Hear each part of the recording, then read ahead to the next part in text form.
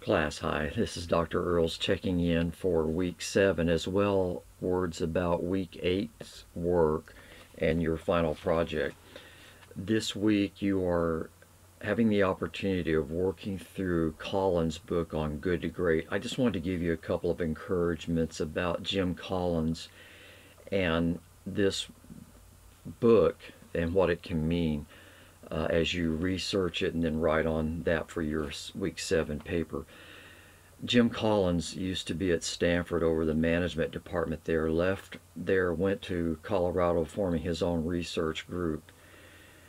When I got to hear Collins about 13, 14 years ago, at that time he was in such great demand he had to turn down 25 of 26 every 26 invitations to speak. He was addressing the U.S. Senate, all kinds of organizations, but he also spoke at Bill Hybels' Leadership Summit every few years, and Bill Hybels had actually witnessed to Collins and encouraged him to consider Christ.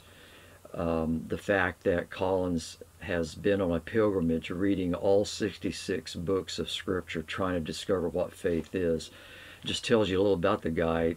To my knowledge, he's not crossed the line with Jesus yet, but he's very serious about doing what's right and honoring, to say, moral principles in his life as he understands them. So you see that in the introductory comments, what he writes about his wife and his relationship with her. All that to say, this is a tremendous study about effective leadership, so much so that Tom Rainer, the president of Lifeway Ministries for the Southern Baptist Convention, wrote a book based on this book entitled Breakout Churches. And if you have read Breakout Churches, or When You Should, you'll see it's just a paraphrasing, nearly to say, of Good to Great, that Rainer so appreciated what Collins had to say in this book. So as you read through Collins, you're going to have a lot of very helpful insights and greater handles on effective leadership. So you'll have plenty to draw from as far as fulfilling the assignment of 4 insights to write about in your paper. But again, it's a great work, so I just want to encourage you to carefully work through it and what it will mean to you personally and those that you are called to serve and help as a leader. For week 8 in your final project, you are asked to write about either the organization or church you are currently leading or that which you hope to lead in the future. And you are writing on 3 areas. You'll clearly write the mission of the organization or church, explaining the purpose of that entity. Again, in the scheme of what you've studied in Malphurs and the other text, you are understanding collectively the mission to cast it from the local church perspective. We all have the same common mission. That's the Great Commission, which includes the Great Commandment, because Jesus instructs us there to teach them all the things that I've commanded you. And so, understood correctly, we do the Great Commission because we love God and we love people.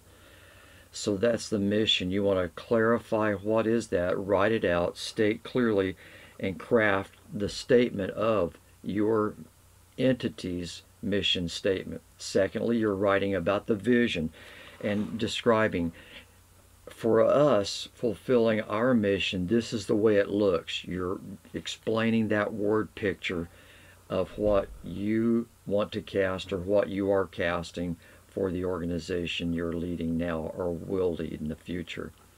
The third, the majority of the paper, comes to the writing out clearly the strategy, how it will happen. And you want to be detailed as to making it practical. This is how it's going to happen. This is explaining clearly how we're going to be able to see the vision realized that will answer and complete our mission as an organization. So that's what the final project is about.